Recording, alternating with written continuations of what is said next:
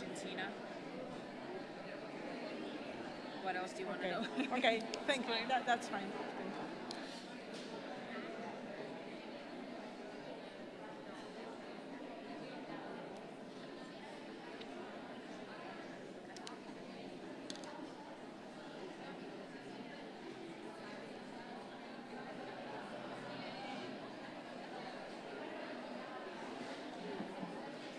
Bueno, si tomamos asiento, vamos a dar inicio a la segunda sesión plenaria, el liderazgo del futuro.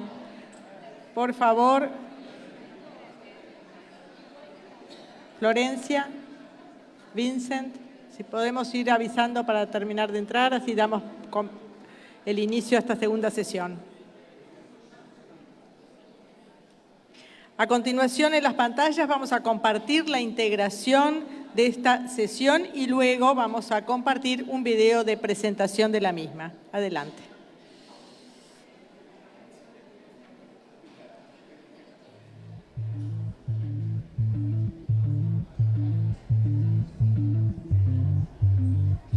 UNESCO, cumpliendo con su mandato en América Latina y el Caribe de promover la gobernabilidad democrática, la justicia, la resiliencia socioambiental y el derecho a la ciencia y el conocimiento, entiende la centralidad del rol de hombres y mujeres, líderes del gobierno, la sociedad civil, el empresariado y la academia. Con esa visión es que recoge y sostiene el legado de la gran intelectual argentina Victoria Ocampo, quien fomentara el pensamiento estratégico sobre el futuro de la región, involucrando a algunos de los y las intelectuales más importantes de su época. Inspirados por ella, la UNESCO se encuentra transformando Villa Ocampo, su residencia, en una plataforma regional para el fortalecimiento de los valores para liderazgos latinoamericanos y caribeños comprometidos con la Agenda 2030. Es una iniciativa de apoyo a mujeres y hombres que hoy, con coraje y asumiendo responsabilidades, deben tomar importantes decisiones en la lucha por más democracia, derecho y desarrollo sostenible e inclusivo.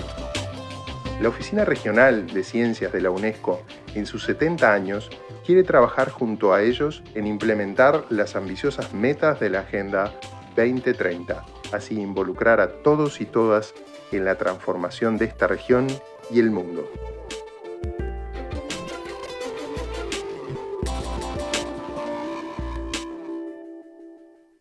Muchas gracias. Voy a invitar a los panelistas a tomar su lugar en el podio por orden alfabético. Señora Floribis González, en representación de la señora Sima Kumar de Johnson & Johnson, que estaba aquí anunciada por motivos de fuerza mayor. Ayer avisó que no pudo viajar, había una tormenta de nieve desde su país, pero nos está acompañando el doctor Luis Pliego en su representación de Johnson & Johnson Argentina. El señor Agustín Porres, el señor Gonzalo Rivas Gómez, el señor Óscar Sánchez, la señora Candela Yache. E invito al moderador del panel, señor Clovis de Barro Filio, también a sumarse al podio. Muchas gracias.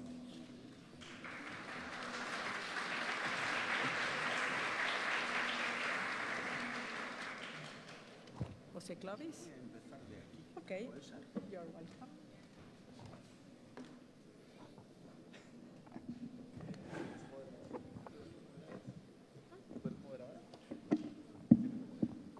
Isso,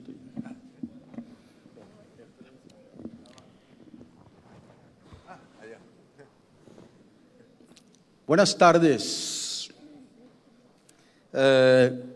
Yo soy Clovis de Barros, profesor titular de Ética de la Universidad de São Paulo, y he tenido el honor, invitado por el señor Guilherme Canella, para desarrollar un proyecto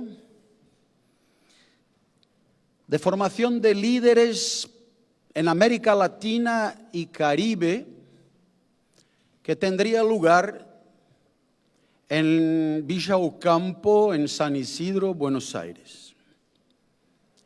Pues entonces es un gran honor en este momento que celebramos los 70 años de la oficina de UNESCO en Montevideo, anunciar que en el próximo año tendremos esta nueva destinación a la casa que es de UNESCO, la formación de líderes latinoamericanos y caribeños en Buenos Aires.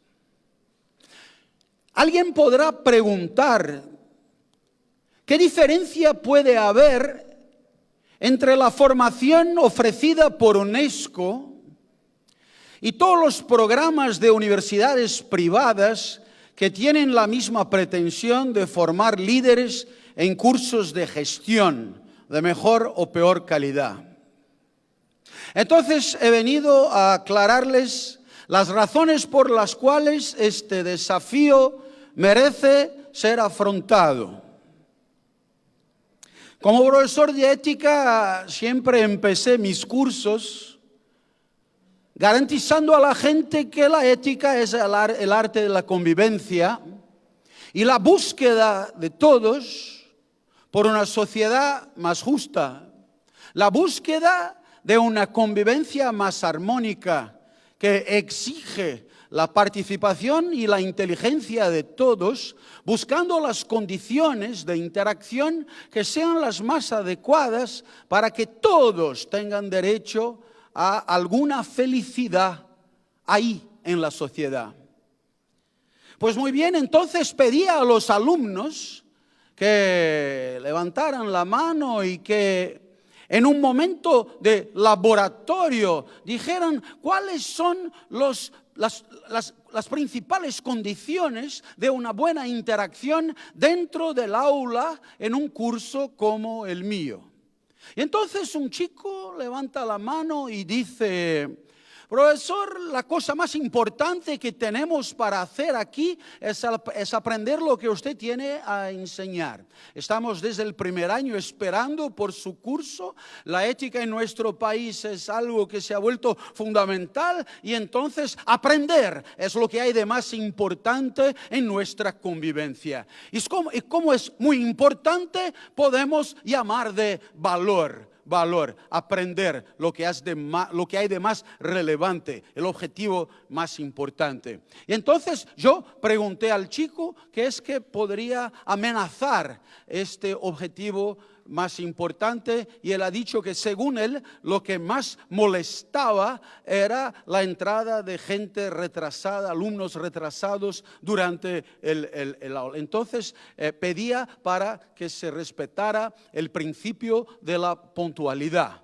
según él, condición para una convivencia justa y armónica. Entonces le pregunté cómo el principio de la puntualidad podría se materializar allí. Entonces me ha dicho, el aula empieza, el curso empieza a las 19:30 para el curso nocturno. Entonces, pues si hay un horario para empezar, que sea respetada la regla, que la gente entre antes, jamás después. Bueno, tenemos entonces los tres grandes pilares de la ética: el valor, aprender, el principio de conducta, la puntualidad, y la norma 19:30 como límite para la entrada. Valor, principio y norma. Entonces todo parece muy bien arreglado, la gente entiende que hay coherencia entre los tres pilares y la discusión parece terminada. Pero el chico al lado pide para hablar y dice: señor, antes de más nada quiero decirle que estoy de acuerdo con mi compañero. Sin embargo, quiero aclarar que vivo en una región distante, lejos, muy lejos de la universidad, y trabajo de la mañana hasta las 18. Quiero aclarar que no he tenido la suerte de nacer y vivir aquí cerca, tampoco no he recibido un coche a los 18 años. Por eso soy dependiente del transporte público, y así con mis compañeros salimos de ahí de lejos a las 18 y no llegaremos acá nunca a las 19:30. y la ineficacia del transporte público no es nuestra responsabilidad. No hay entre nosotros gente perezosa, gente que no quiere trabajar. Todo lo contrario, somos héroes y resistimos a todas las dificultades entrando a la universidad pública por la puerta de delante, por la vía noble. Y por lo tanto, profesor, como el curso nocturno ha sido creado para atender a los intereses de la gente trabajadora, pues le pido que deje la puerta abierta. Empiece cuando usted quiera, a las 19:30, pero que nos permita entrar, porque tenemos derecho de entrar, porque luchamos por una descentralización del conocimiento, democratización de la enseñanza e inclusión. Así tenemos el derecho de reivindicar una tolerancia respecto al horario. Yo les digo que si el primer chico tenía razón, el segundo también lo tiene. Y la ética es eso. Es más que un diagnóstico de las posibilidades. La ética termina en la decisión, termina en la acción, termina en cerrar o no cerrar la puerta. Y así, claro, hay que decidir. Y por lo tanto hay que poner frente a frente valores distintos, principios distintos de conducta y normas distintas a respetar. Es eso que Edgar Morin llamaría de valores complejos. Y por lo tanto, me imagino que ahí está la primera gran diferencia entre nuestra formación y la que pueda obtener un alumno en la universidad privada, sea cual sea. Es que en nuestra formación serán discutidos, serán argumentados, serán refletidos críticamente los valores de la organización que es la que representamos nosotros. Así, hay una manera UNESCO de pensar el mundo, hay una manera UNESCO de entender las cosas y sobre todo hay inteligencia suficiente para saber que nuestros valores no son los únicos posibles. Hay capacidad para entender que si hay amigos de UNESCO, habrá también sus enemigos. Tenemos condiciones, por lo tanto, de aclarar que si una sociedad justa es de una manera que la entendemos nosotros, pues otras propuestas son posibles, conflictantes con la nuestra. Y es por eso que afastaremos toda ingenuidad de creer que nuestra forma de comprender las cosas sea la única o evidentemente la mejor. Por eso ese espacio de formación de nuevos líderes es un espacio ético en su más amplia concepción, de manera que todos nuestros alumnos puedan aprender ahí, en nuestro instituto, en nuestro programa, en nuestra escuela, como quiera llamar, pueda aprender que si hay infinitas maneras de pensar la vida del hombre, la convivencia entre los hombres y la forma más justa de concebir la sociedad, pues UNESCO tiene la suya.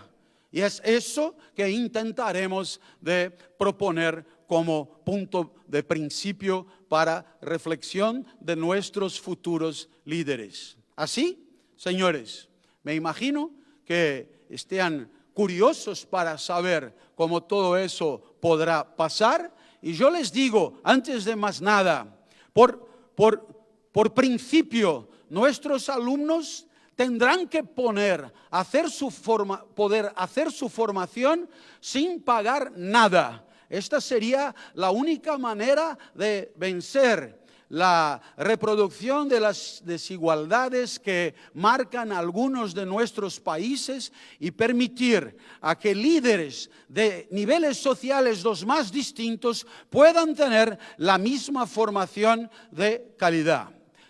Los maestros, los profesores serán de las más distintas orígenes. Tendremos académicos de performance indiscutible, cerebros conocidos por hablar del tema y por investigar sobre las condiciones del liderazgo en el mundo contemporáneo. Y tendremos también, evidentemente, más allá de la academia, tendremos gente de todos los sectores públicos y privados invitados a participar de nuestro proyecto. Lo harán también con el mismo propósito que es el nuestro, de permitir que gente pueda pensar mejor para decidir mejor y así transformar el mundo de una manera que nos sea más adecuada.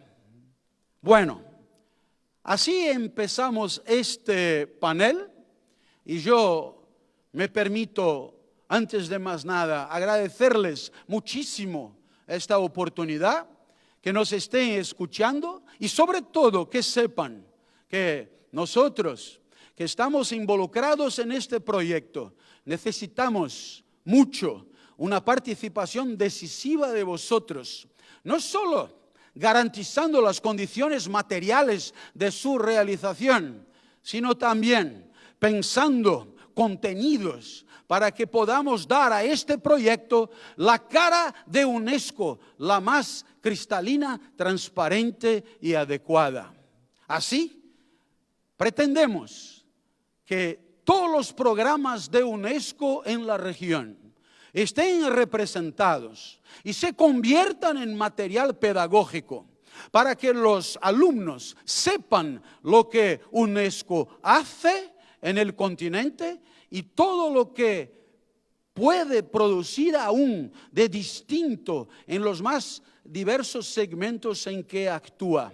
Así, invitando a todos, doy inicio a este encuentro de reflexión sobre el liderazgo y tengo la más absoluta convicción que cualquiera que esté me escuchando sabe muy bien la importancia del proyecto anunciado en este momento. Sabemos muy bien por dónde va el mundo. Nadie aquí está inmune a lo que pasa en el mundo en el día de hoy. Y sabemos muy bien que todo lo que quiere y piensa UNESCO para el mundo no hace unanimidad. Por eso hay mucho que pelear, hay mucho que argumentar, hay mucho que presentarse y dar la cara. Porque si hay convicción honesta, hay seguramente condiciones para defenderla, sea delante de quien sea. Así, les agradezco muchísimo y doy inicio a esta discusión sobre el liderazgo para el futuro. Me gustaría invitar al señor Mario Víctor Santos para componer esta mesa y ayudarme a moderar. Mario Víctor Santos es el director ejecutivo de la Casa del Saber, propuesta que en los últimos 20 años ha revolucionado la circulación de conocimiento en las ciudades de São Paulo y Río de Janeiro y por lo tanto alguien que nos ayudará muchísimo en la realización de este proyecto. Señor Mario, por favor. Oye, muchas gracias a todos. Un abrazo.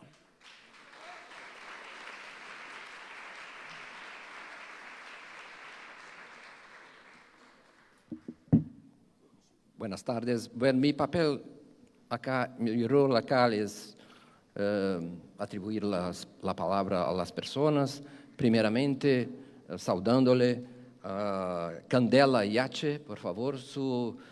Candela es fundadora de Belamente y promueve un portal, un site, un sitio internet que promueve muy conocido, muy bien sucedido, que promueve la autoaceptación y el amor propio. Un asunto que tiene todo a ver con liderazgo, con líderes y especialmente también con lideresas. Por favor, Candela. Hola, muchas gracias por el espacio. Quiero contar un poco qué hago y desde ahí contarles qué me parece importante a la hora de pensar cómo formar líderes para el futuro. Yo fundé este proyecto que se llama Bellamente, que arrancó activando a través de las redes sociales. En el panel anterior se habló mucho de la parte negativa que tienen las redes sociales, que comparto, pero también creo que las redes sociales son una gran herramienta para poder alzar la voz y para poder decir lo que uno piensa, para poder activar, para poder pensar en comunidad, escuchar sobre todo qué es lo que pasa, qué es lo que le pasa a la gente, escuchar diversas opiniones, respetarlas y poder seguir adelante. Este proyecto nació justamente con el propósito de la prevención de los trastornos de la conducta alimentaria. Yo soy argentina y en mi país es el segundo país con más casos de anorexia y bulimia del mundo. Y realmente lo que pasaba en internet y en las redes sociales era muy oscuro. Una red donde se promueve el mandato de la felicidad, de los cuerpos perfectos. Los medios de comunicación, la publicidad y distintos estímulos que día a día van marcando a las personas en la sociedad. Y desde mi lugar como persona y después como activista, yo tenía dos opciones: o enojarme con las redes sociales, con lo que veía, enojarme con los medios, o desde mi lugar intentar transformar eso que veía. Así que opté por la segunda opción, que es complicada, sí, como cualquier cosa, hay que remarla, pero que realmente es increíble lo que se genera, es increíble los lazos que generan las redes, es increíble la comunicación que uno puede tener con distintas personas del mundo. Así que desde mi lugar, para pensar en un liderazgo para el futuro, es importante un liderazgo en equipo.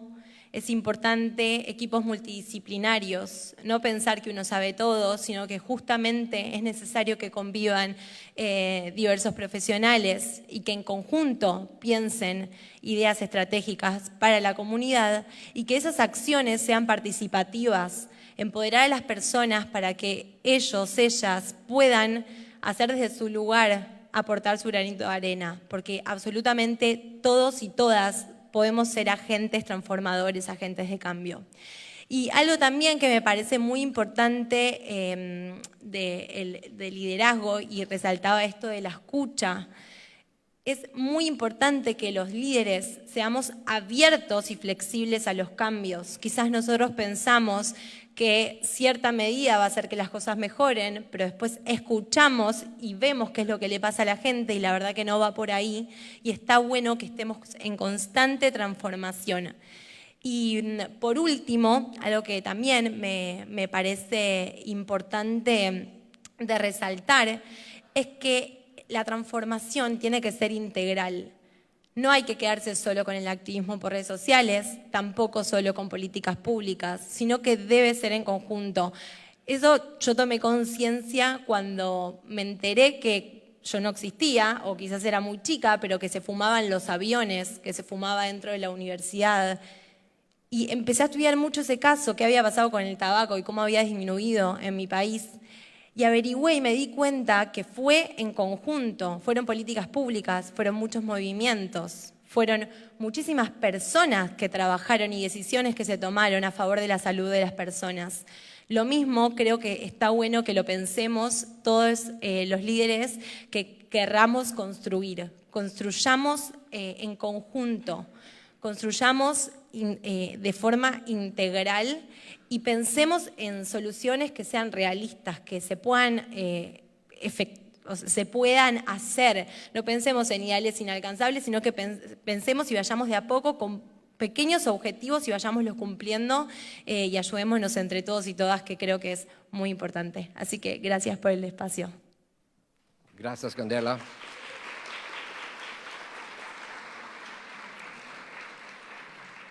Hay otro tipo muy importante de discusión sobre liderazgo, que es eso que se inaugura ahora en Bogotá, con la elección de la nueva alcaldesa. Y nosotros tenemos acá a Oscar Sánchez, que es miembro del equipo de transición, miembro del equipo de educación, coordinador del equipo de educación de la nueva alcaldesa y está involucrado directamente en la discusión sobre qué tipo de liderazgo se torna adecuado a una situación tan compleja que afecta incluso a Colombia en estos días. Entonces, la palabra está con Oscar para que descifre el misterio del nuevo liderazgo para esos tiempos. Por favor, Oscar. Gracias, buenas tardes. Gracias en primer lugar a UNESCO por invitarnos a algo tan honroso como poder acompañar la celebración de la entrada de UNESCO en América Latina. Bueno, efectivamente la reflexión que yo he hecho es en torno a los desafíos del liderazgo público en este momento en el que estamos viviendo convulsiones sociales muy serias y por ejemplo la ciudad de Bogotá enfrenta una situación de toma de gobierno el próximo 1 de enero por una nueva gobernante, la alcaldesa Claudia López, que se pregunta cómo entrar con la legitimidad necesaria para poder llevar a cabo en este caso un pacto con los jóvenes. Lo que ha pasado, por ejemplo, recientemente en la ciudad es que ha habido una protesta social liderada por chicos y chicas muy jóvenes, con demandas muy diversas y que tienen un nivel de descreimiento muy grande frente a lo público. ¿Qué podría ser alguien como, en este caso, esta mujer que llega con muchas expectativas para tratar de hacer un pacto con esa juventud tan difusa? Y me hacía la pregunta ahora cuando escuchaba el ejemplo de la clase de ética en la cual este muchacho dice, bueno, pues yo quiero que para que se cumpla con la puntualidad podamos cerrar la puerta. Otro chico dice, no, para que pueda cumplirse con mi derecho a participar de esta clase necesito que la puerta permanezca abierta. Fíjense que allí la decisión ética, la decisión sobre lo conveniente, pasa por una posibilidad deliberativa. Es decir, hay la posibilidad de escuchar los argumentos, la información de cada uno de los interesados, sopesar esos argumentos y a partir de ahí pensar en la posibilidad de construir un acuerdo. Pero ¿qué tan viable es eso cuando no es un profesor en una clase donde hay una posibilidad deliberativa, sino, por ejemplo, un gobernante sometido a un debate con una ciudadanía que tiene poca confianza, que accede a medios de información y de formación de opinión bastante inciertos? ¿Cómo construir desde ahí pactos? ¿Cómo construir desde ahí procesos deliberativos? Y esa pregunta es crítica y es ética, en el sentido en que ha sido introducido en este panel, y es ética en dos sentidos. ¿Qué tanto ese líder tiene que tener un contenido, una propuesta de valor que satisfaga necesidades genuinas, una concepción de ser humano que responda a las necesidades genuinas de la población, por un lado, y por otro lado tiene un desafío ético en la forma, en el cómo? ¿Qué tan genuino es el modo como se relaciona ese líder con la población? ¿Qué tan capaz de adaptarse al contexto? Si esperamos que tenga una gestión emocional, digamos, que permita un liderazgo carismático, que conecte con la ciudadanía, o esperamos que tenga alta capacidad analítica y comprenda las circunstancias y procese datos e información científica, evidencia que le permita tomar decisiones, o si lo que necesita es tener consistencia, enviar un mensaje claro acerca de unas convicciones y mantenerse en ellas. Esa, digamos, es la reflexión con la que yo vengo, digamos, a esta conversación. Y sobre la base de lo que se dijo en el panel anterior, y es: estamos enfrentando unas instituciones políticas y unos liderazgos políticos que no saben cómo reaccionar frente al contexto en el que están viviendo.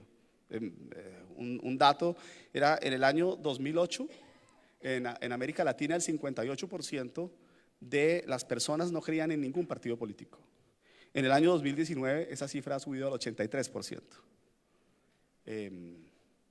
Alguien decía, el punto es si el régimen es parlamentario, es presidencial. En alguna época uno diría, no, pues parlamentario significa que podemos darle más espacio a los partidos políticos, ayudar a construir partidos más consistentes, pero quizás hoy en día ya el problema no es de partidos políticos, ya no es de parlamentos, ya no es de instituciones formales. ¿Cómo se construye esa legitimidad?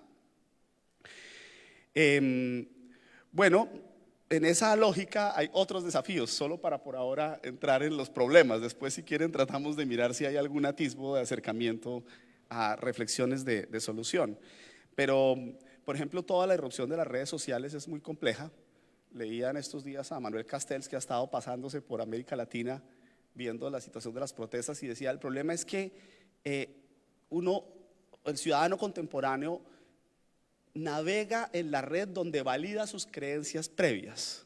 Por lo tanto, ya no importan los medios de comunicación que sopesan argumentos, ya solamente importa ser capaz de conectarse con otros que están dentro de la propia tribu y adscribirse emocionalmente a esa tribu y validar y reforzar los argumentos que la tribu todo el tiempo está enfatizando. Por otro lado, ante esa situación, digamos, de realidades cada vez más emocionales y muchas veces más primitivas, si se quiere, uno se pregunta, todo ese poder de comunicación que ahora tienen los ciudadanos, como decía María Teresa, cada quien con un celular es un medio de comunicación, ha disparado enormemente la posibilidad de poner en la escena mensajes, pero ¿cuál ha sido el desarrollo de las capacidades éticas para poder jugar con ese poder de una manera responsable? Y eso, digamos, es una brecha enorme, cada vez más grande, y que definitivamente no sabemos enfrentar. Yo quisiera, digamos, en esa parte de la emoción, que me parece la más interesante de la reflexión, decir, el líder carismático de hoy en día tiene que sí generar confianza, empatía, pero tiene que ser capaz de ser humilde. Digamos, hay una situación aquí muy compleja y es como mezclar carisma. Marta Nussbaum, por ejemplo, dice, la emoción política hay que revalidarla, pero al tiempo que se valida la emoción política y por lo tanto el carisma, se hace desde la perspectiva de la humildad, de poder conversar con la gente de manera genuina en cualquier espacio. Muchas veces uno ve que hoy en día un líder que se acerca a un lugar donde hay 10 ciudadanos en un debate y nadie espera que esté allí, termina siendo captado por un video y eso termina teniendo repercusiones enormes, y el espacio era un espacio simplemente de conversación informal, para bien y también para mal. Cualquier cosa dicha en cualquier parte puede ser leída en una frase de 10 segundos y convertida en la imagen de un dirigente político.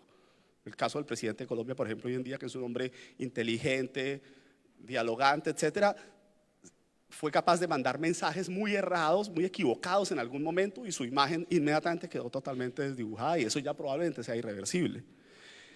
Y la humildad, reconocer errores, reconocer que uno se puede equivocar, ser capaz de decir con franqueza, esto que llaman la sociedad del conocimiento significa que cualquier persona, cualquier organización, cualquier territorio que no sea capaz de aprender de sus errores está condenado a desaparecer. Y eso no solamente está mal visto tradicionalmente en la concepción del líder público que tenemos, sino que además en nuestros sistemas jurídicos puede conducir a grandes costos. Es muy peligroso ser servidor público reconociendo errores. Existen las contralorías, los sistemas judiciales, la judicialización de la política, etcétera, pero hay que aprender a reconocer errores a pesar de esas circunstancias. Bueno, yo dejo ahí por ahora, solo para abrir preocupaciones. Muchas gracias, señor Sánchez. El desafío es tan grande que se compleja ainda más en sociedades que son variadas, múltiplas, multiétnicas, multinacionales. El liderazgo en esta situación se torna una tarea nueva, en gran sentido. Y ahora tenemos, para hablar de esto también,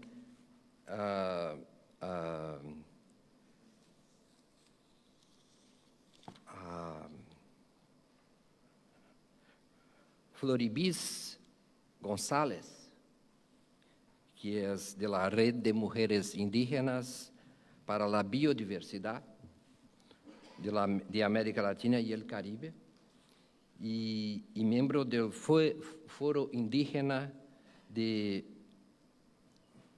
Líderes del Pueblo Cuna de Panamá.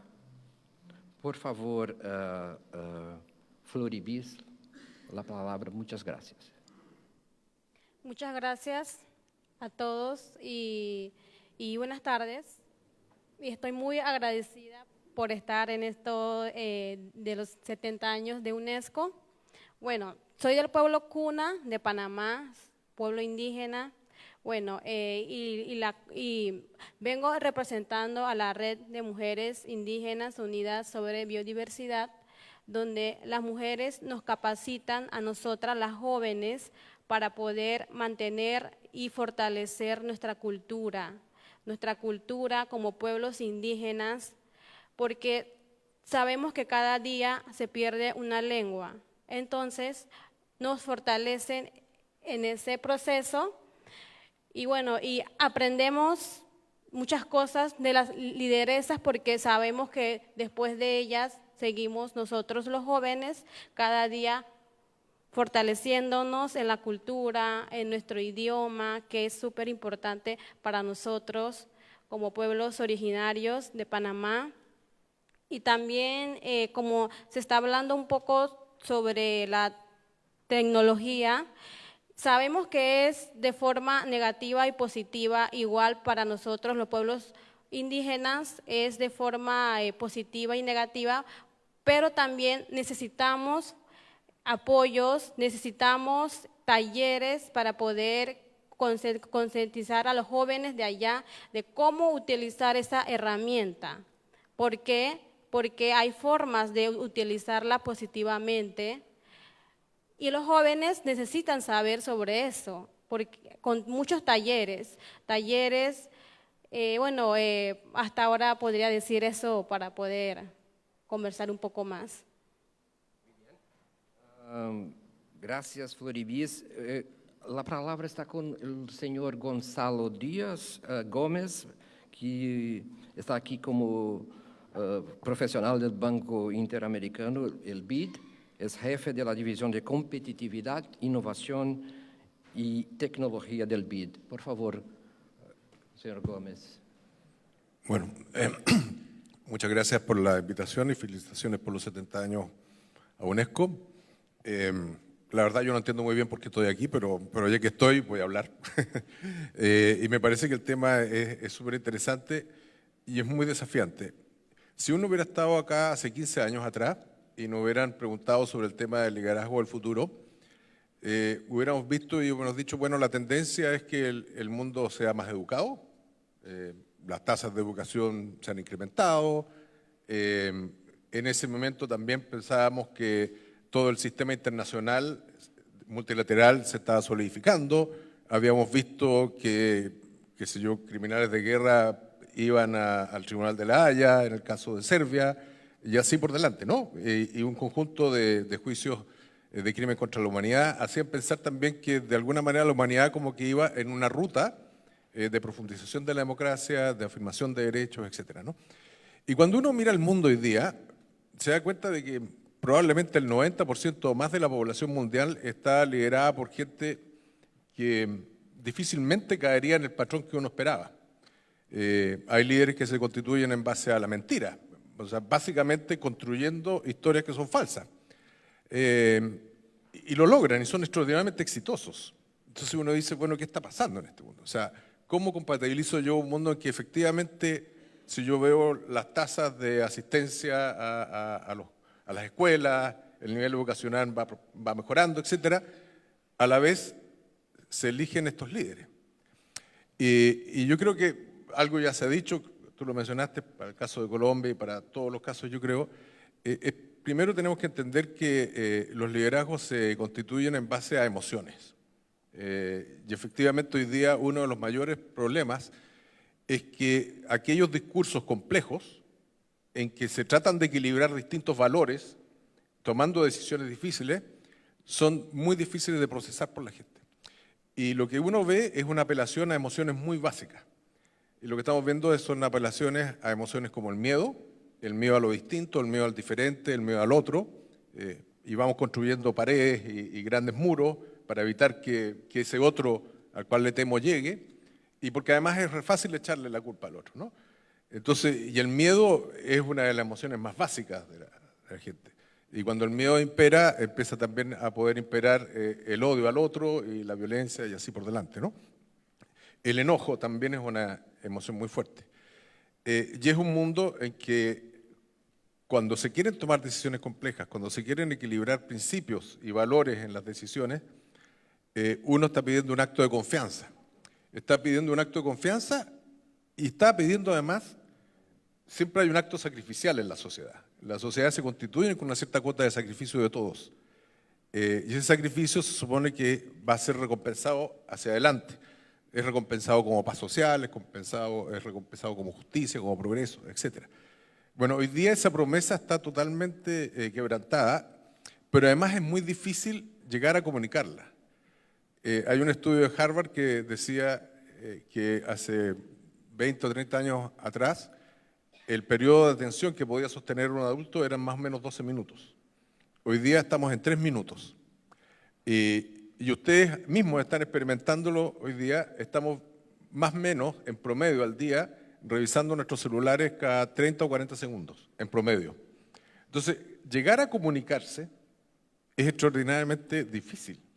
Y yo creo que si hay algo que tenemos que tratar de lograr, particularmente en este esfuerzo que va a hacer UNESCO en la Casa Ocampo, es precisamente no solo, o sea, queremos formar líderes con una cierta visión, como decía el presentador, Claude, ¿no? Lo importante es cómo hacemos dos cosas, dos herramientas fundamentales. Uno, cómo logramos que aquellos líderes que queremos promover, y en los sentidos que queremos promover, comuniquen bien, entendiendo este tema de las emociones, y lo otro es que aprendan a escuchar bien. Yo creo que esos dos temas, en lo que yo he podido ver, son claves. Hay que ser extraordinariamente claro y directo en la comunicación, ser muy empático en ella, y tú decías humildad, a mí me parece también eso es muy, muy poderoso, o sea, cada vez más. Y lo otro es que hoy día no cuentan las palabras, cuentan los actos, y somos todos transparentes. Pero curiosamente, como existe este tema de la apelación a estas emociones y a la tribu, curiosamente muchas veces los actos no van correspondidos después con las sanciones que uno esperaría. Y ahí hay un tema que es súper preocupante hacia adelante, y es cuando las personas, y particularmente determinados liderazgos, deciden no seguir jugando el juego de acuerdo a las reglas. La democracia requiere que las personas y todos los ciudadanos y los líderes acepten determinadas reglas y se comporten bajo ellas. Pero cuando se empieza a patear el tablero, nos quedamos sin herramientas. Y yo tengo la sensación que en muchas partes del mundo eso es lo que está ocurriendo. Se está sistemáticamente pateando el tablero y rompiendo las reglas del auténtico juego democrático. Y contra eso, efectivamente, necesitamos estos líderes que sean capaces de comunicar, escuchar y hacer llegar sus mensajes con fuerza. Muchas gracias, señor Rivas Gómez. Yo no sabía por qué está y hasta saqué aplausos, imagínate. Una de las cuestiones del liderazgo es si un líder y una lideresa se crean, se educan, se forman o se cosechan. Si nosotros intentamos reunir liderazgos ya existentes o si formamos nuevos liderazgos. Y eso no es una tarea fácil, especialmente la segunda parte de ella. ¿Y lo que hacemos con los líderes que ya existen? Hablo esto como una provocación, tal vez, a Agustín Porres, que es director regional de la Fundación Varkey. Por favor, Agustín. Muchas gracias y felicidades UNESCO, gracias Selmira y Lidia en particular, y felicitaciones a todo el equipo. Me hago una pregunta y se las hago y ojalá consiga alguna respuesta.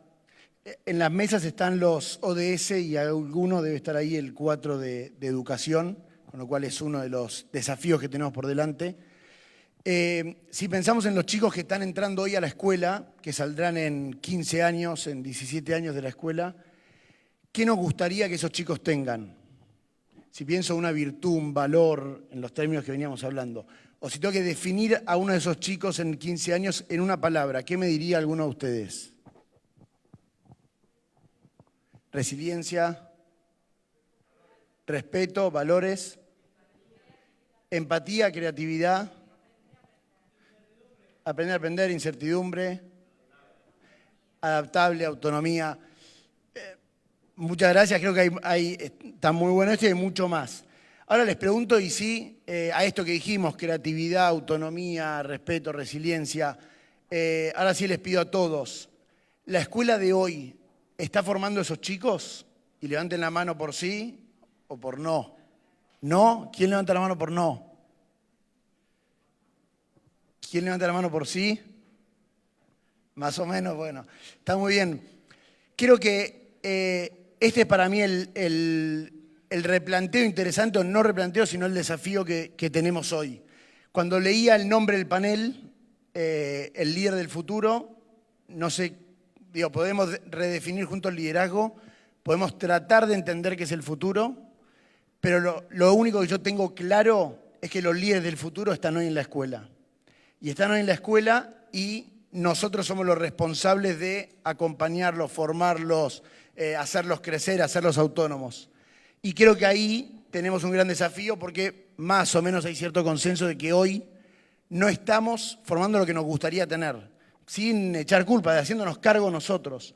Creo que la escuela no termina de formar a esos chicos que queremos. Entonces creo que ahí tenemos una tarea fundamental. Y para mí el líder del futuro está en manos de los docentes.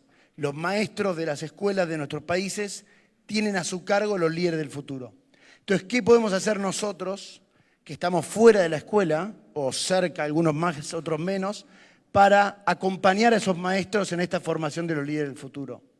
Y creo que hay pocos docentes acá, si no habríamos dejado a nuestros alumnos solos. Entonces hay algunos alumnos que tuvieron el día libre, pero creo que siendo pocos de nosotros docentes o estando pocos en el aula, tenemos una tarea fundamental que es la de celebrar a los maestros y acompañar a los maestros. Es claro que los países donde los docentes están más valorados obtienen mejor resultados, no porque sea causal, sino porque simplemente es parte de esta sociedad acompañando el proceso de educación, con lo cual nosotros tenemos ese desafío de primero celebrar a nuestros maestros, acompañar esa tarea que tienen y después pensar cómo podemos, desde donde estamos, desde los organismos, los gobiernos, la academia, las organizaciones de la sociedad civil, cómo podemos empoderar y capacitar, formar más a nuestros docentes. Creo que ahí está nuestro desafío, si asumimos esto de que los líderes del futuro están hoy en la escuela. Creo que hay mucho por hacer. Nosotros desde Fundación Barqui estamos haciendo algo, pero después lo podemos compartir. Creo que lo importante es concientizarnos de este desafío que tenemos hoy en la escuela, si queremos, como decía Gonzalo, en 15 años tener que hacernos otras preguntas superadoras a estas. Muchas gracias. Gracias.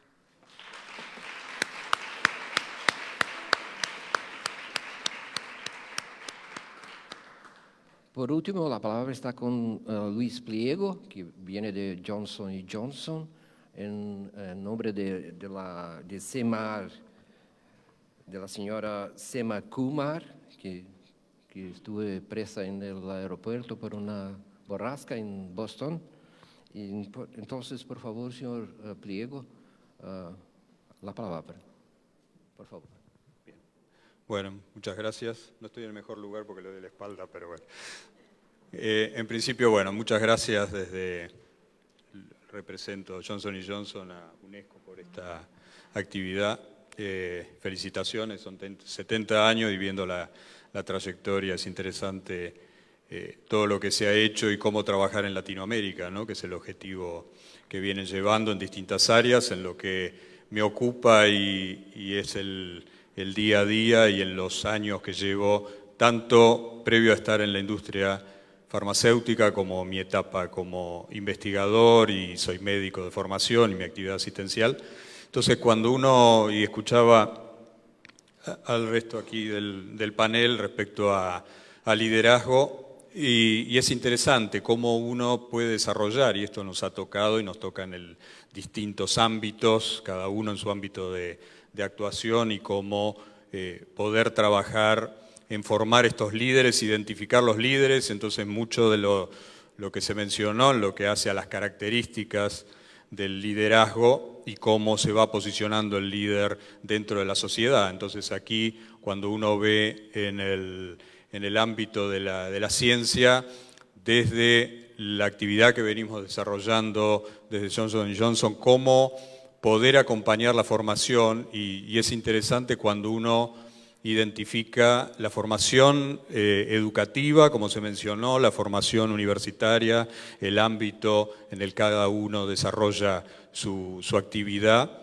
y va creciendo. Muchas veces las habilidades de liderazgo necesitan ser trabajadas y llevadas, potenciadas en su máxima expresión, y en esto es que hay distintas formas. Entonces, en el ámbito educativo es interesante cómo formar líderes, y algo que recientemente escuchaba en otra actividad hace un mes atrás, en lo que hacía la formación de líderes en el ámbito de la formación, en el ámbito universitario, cómo, además de la formación técnica, incorporar las habilidades de liderazgo. Y esto, la palabra de liderazgo es quizás no es sencilla, y de qué manera poder potenciar esa habilidad.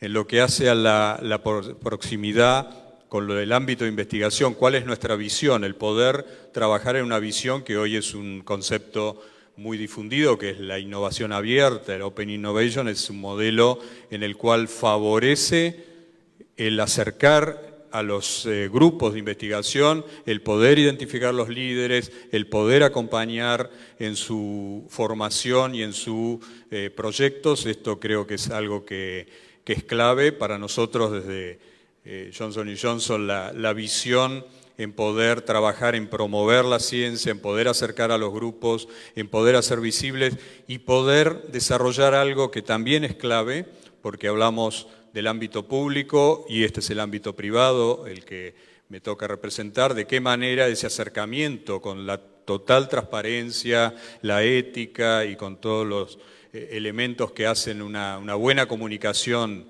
en el ámbito científico, puede ser desarrollada esas capacidades en conjunto y de esta manera ese espacio de colaboración para el desarrollo de la ciencia. Creo que esto contribuye sobremanera en este aspecto de liderazgo. Muy bien. Gracias. Ahora tenemos espacio para tomar preguntas del público. Los que desean, por favor, acá. ¿Hay un micrófono? No sé. Allá. Sí.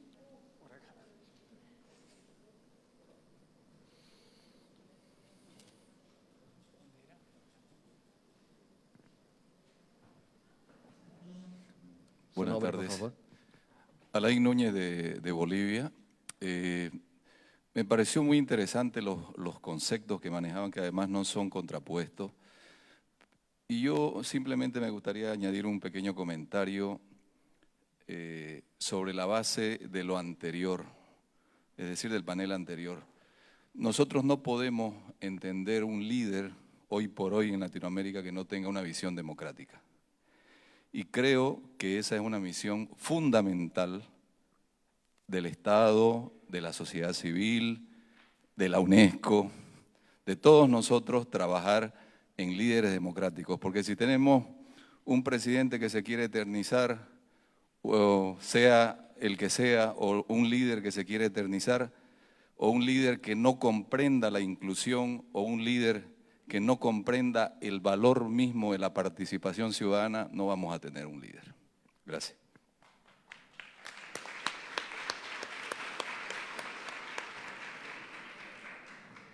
Preguntas más, por favor. Allá. ¿Dónde? Allá. Por favor. Bueno, ¿qué tal? Muchas gracias. Antes que nada, muchas gracias al panel. Realmente es muy interesante, muy enriquecedor y muy diverso también en torno a las oportunidades. Mi nombre es Fernando Carracedo, represento a IDOS Global. Quería preguntarle al panel, surgieron dos tópicos que en particular a mí me interesan mucho. Por un lado, la cuestión de la juventud. En el último tiempo, sobre todo en la región, estamos en un momento muy convulsionado en la región, pero algo que también tienen en común los movimientos que están surgiendo es que son movimientos liderados por jóvenes. Al mismo tiempo, al momento de pensar en lo que es la toma de decisiones o la diversidad de voces en lo que son los espacios de decisiones, la voz de los jóvenes, por lo general, no se encuentra demasiado. En el caso, por ejemplo, de lo que sería el Parlamento argentino, lo que es la Cámara de Diputados argentina, solamente 3 diputados tienen menos de 30 años y el promedio de edad se encuentra en los 49 años. El promedio de edad de los diputados uruguayos se encuentra en 48 años, por ejemplo, que igualmente es un avance muy grande con respecto a décadas pasadas. Entonces, una duda que yo tengo es, pensando en un liderazgo del futuro, ¿cómo podemos pensar, cómo se piensa en lo que sería un líder intergeneracional? Un líder que represente, por un lado, que represente esta amplitud de voces y la voz de estos jóvenes que hoy en día cada vez parecen distanciarse más, o aunque sea hacer valer más su voz, frente a esta contracara que es el no sentir que esta voz es escuchada. Por otro lado, me interesó mucho también la exposición de Agustín en este foco en la educación en torno a pensar los liderazgos del futuro. Personalmente también estoy muy de acuerdo, los líderes futuros siento que hoy día se encuentran en los colegios y planteaste algo muy interesante, que es esta cuestión de decir, bueno, ¿cómo estamos preparando a los líderes del futuro? Pero esa preparación está hoy. Entonces, ¿cuál es la cuestión de cómo educamos hoy, pensando en este mañana? Y teniendo en cuenta esta exponencialidad del crecimiento en lo tecnológico y en los cambios que lo tecnológico supone, que son en gran medida también sociales. Entonces me gustaría también saber qué es lo que opinan ustedes, cómo es que esta educación se está preparando, qué está ocurriendo hoy en día y cómo debería prepararse para pensar también en unos líderes del futuro que también representen este liderazgo inclusivo e intergeneracional. Muchas gracias.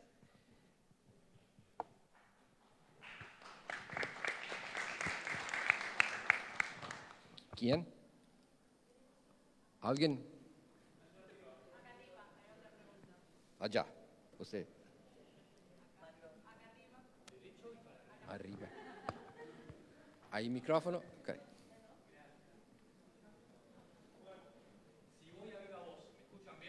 No, pero la grabación.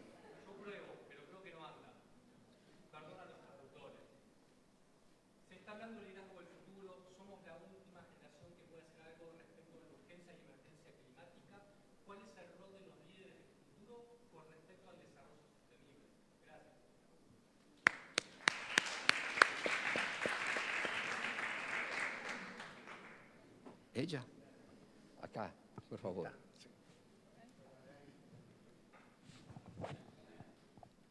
Micrófono, por favor.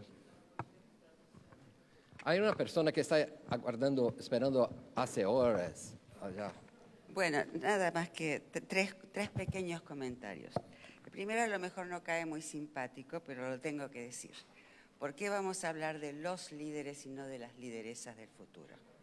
¿No? Y creo que el lenguaje es extremadamente importante, como todos lo sabemos, bueno, y justamente una de las cosas que tenemos que cambiar, que tenemos que ser conscientes, es de justamente el papel que juegan y el que puede jugar tanto los varones como las mujeres en estos cambios que se fueron expresando. Esa sería la primera observación. La segunda observación, y yo estoy muy de acuerdo, es que se mencionó, los y las líderes necesitamos escuchar. Y se habló del miedo y se habló del odio, pero yo quiero decir que también yo escucho otra cosa. Yo escucho el deseo de pertenencia, yo escucho el deseo de reconocimiento, yo escucho el deseo de cambio. Yo escucho esa colectividad de corazones, de visiones. Justamente cuando uno ve los movimientos sociales, mi país se ha caracterizado en estos últimos años y se sigue caracterizando por fuertísimos movimientos sociales, muchos de ellos liderados por mujeres. Eso no quiere decir que no haya otros liderados por varones, pero esa energía que fluye en los movimientos sociales, ¿qué nos está hablando? ¿Nos está hablando de miedo? No. No digo que el miedo no exista, pero nos está hablando de la dicha de sentir que se comparte una causa común y que se comparte una idea de cambio común, ¿no? Así que bueno, era lo que me sugirió las interesantes observaciones, algunas de las que me sugirieron lo que ustedes plantearon. Le escuchamos. Muy bien.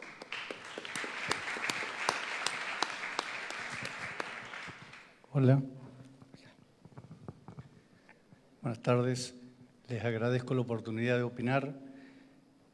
Tomando lo que decían por allá arriba, me parece que hay un tema que no puede estar ausente, que es que estamos en una emergencia, O sea, hay urgencias. El proceso de cambio climático provoca migraciones y provoca serios problemas hoy. La otra, los movimientos sociales en América Latina, hoy está muriendo gente. O sea, no hay tiempo. Me parece que en los análisis hay que sumar que no hay tiempo para buscar soluciones. Hay poco tiempo. Otra cuestión es, América Latina no puede ser un objeto de análisis. Es un subsistema de un sistema mundial mucho más complejo. Y lo que pasa en América Latina no es que, oh sorpresa, vivo en otro lugar del mundo y mirá lo que pasa en América Latina. Hay muchas de las cosas que pasan en América Latina que tienen que ver con las estrategias globales hoy imperantes en el mundo. Respecto de la gobernabilidad, creo que deberíamos revisar los sistemas de gobernanza. Los sistemas de gobernanza que están vigentes en nuestros países no pueden garantizar el tipo de gobernabilidad que estamos pidiendo que se garantice. Y esto nos conecta con el tema del liderazgo hoy. Nuestro sistema educativo, bien se decía hoy, la escuela media en Argentina, que es de donde yo vengo, no está funcionando adecuadamente. Y las universidades no están preparando equipos de gobierno, que lo decían hoy por aquí. No necesitamos solamente líderes, necesitamos equipos de gobierno. Y para terminar, y les agradezco el tiempo que me han dado, no cabe duda de que no alcanza con un discurso consistente. Hay que generar ejemplos demostrativos de sistemas de gobernanza que funcionen y garanticen la gobernabilidad del desarrollo de forma sustentable. Muchas gracias. Muchas gracias. Sí, buenas tardes. Allá. Sí, mi nombre es Onel Mazardula, yo soy del pueblo Cuna, de Panamá. Bueno, yo creo que el tema del liderazgo es interesante. Yo creo que para mí, hay una crisis de liderazgo. Porque también la sociedad pensamos el que dirige un país es un líder. Y no es lo correcto para mí. Porque por X motivo llegó, porque alguien lo apoyó. Porque si tuviéramos un líder que esté gobernando un país, no tuviéramos ese problema que hay actualmente. Ese problema de liderazgo en todos los niveles. Yo siento que nosotros estamos más pensando líder de gobernar. Nos olvidamos de unos líderes de formadores como los educadores. Porque tenemos que ver, un líder debe ser integral. Me acuerdo de mi pueblo cuando escogían uno que dirigía, no solamente dirigir, sino había otros líderes que son trabajo de campo, líderes en rescatar historia. Entonces en la educación fue lo mismo. Yo me acuerdo de mi maestro, un maestro para mí es líder. Todavía cuando me encuentro, le digo, profesor, con cariño, con amor, porque él me formó, para mí es el líder que me formó. Entonces yo creo que también hay que ver la crisis educativa que hay en nuestros países. No hay un currículum que permita a los jóvenes desarrollarse la creatividad, no lo hay, yo lo digo en Panamá. Deformamos a los jóvenes, la tecnología prácticamente ha deformado. Yo prácticamente discuto con mis hijos y cuando estoy chateando le digo, escríbame la palabra como debe ser, porque me eduqué de esa forma. Hay que hacer tilde, todo lo que tiene que ver, no poner una K por casa, ¿ya? Así lo escriben, ¿ya? Y uno ve que hay educadores que a veces da lástima. Entonces yo creo que hay que ver de manera integral qué significa liderazgo. El liderazgo no solamente gobernar, también liderazgo de formadores, ¿ya? De tecnología. ¿Ya? Pero muchas veces nosotros anteponemos a esto a los gobernantes. Ese es mi líder. Para mí, hasta ahora no conozco ningún gobernante en la actualidad que yo puedo decir que se puede llamarse líder. Son improvisaciones. ¿Ya? Entonces yo creo que debemos analizar más en profundidad, ver de manera integral cómo se forma un líder. Tiene que tener criterio. En mi tierra, para ser líder debe ser capacidad, conocimiento, carácter, ética. ¿Ya? Eso nosotros no lo tomamos cuando elegimos a un candidato. Nos vamos por la corriente, porque la mayoría lo dice, porque el internet o las redes sociales nos están diciendo es el mejor, que hay que cambiar el otro, este no sirve. Pero cuando nos damos cuenta, es la misma cosa. Por eso alguien dice, el pueblo sufre porque quiere, porque es el que escoge a sus dirigentes. ¿Ya? Muchas gracias. La última pregunta, tenemos que encerrar a las 6 en punto. 6 puntos, entonces la última. Hola. Bueno, gracias. Me llamo Facundo, soy estudiante, como podrán ver soy un poco joven, tengo 15 años y vivo de primera mano lo que son estas problemáticas, principalmente en el liceo. Yo estoy en tercero de secundaria y me parece que en el sistema educativo de hoy en día, por lo menos en Uruguay, lo menos que hacemos es impulsar líderes. Yo me pregunto, ¿nos hace falta, como decía Agustín, me encantó lo que dijiste, muy inspirador además, pero me pregunto, ¿nos hace falta mejorar la situación de los docentes, impulsarlos más, o algo más radical como cambiar el sistema y las cosas que suceden en él? Porque, ¿a dónde vamos? Cada vez, con mis compañeros nomás, yo capaz que soy un poco distinto, no sé, pero los ves menos motivados, sin ganas de hacer nada, falta de liderazgo. Aparte en el liceo se promueven valores como la envidia, que imagino que no es algo que queramos para nuestros líderes, en temas de nota, saque más que tú, etc. Por lo tanto me pregunto eso, ¿necesitamos cambiar realmente la situación de los docentes o hacer una reforma del sistema en general? Gracias.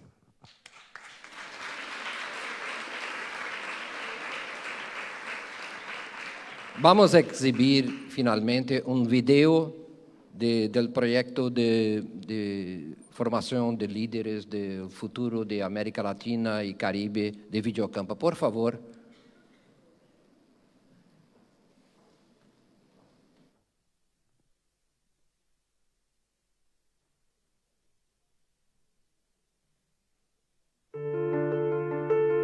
América Latina y el Caribe. Una región que tiene más de 600 millones de habitantes. Diversidad natural y humana. Riquezas. Conocimiento que llega al mundo entero. Pero también problemas sociales, ambientales y políticos. Son muchos desafíos.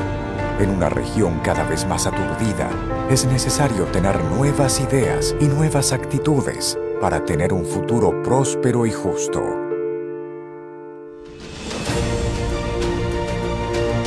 Villa Ocampo, en Buenos Aires, el lugar del programa de la UNESCO de Líderes para el Futuro en América Latina y el Caribe. Un laboratorio de ideas para la comprensión y la superación de los problemas sociales, políticos, ambientales y económicos de la región. Reuniendo jóvenes líderes políticos, sociales y empresariales, y renombrados pensadores e investigadores de nuestro tiempo. Innumerables saberes, prácticos, científicos, filosóficos y tradicionales.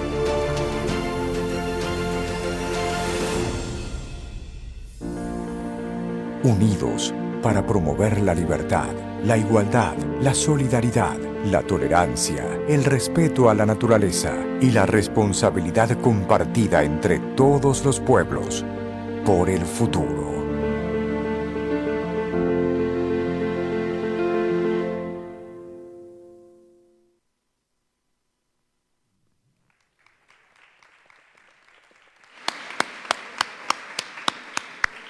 Muchas gracias, está cerrada la sesión. Muchas gracias.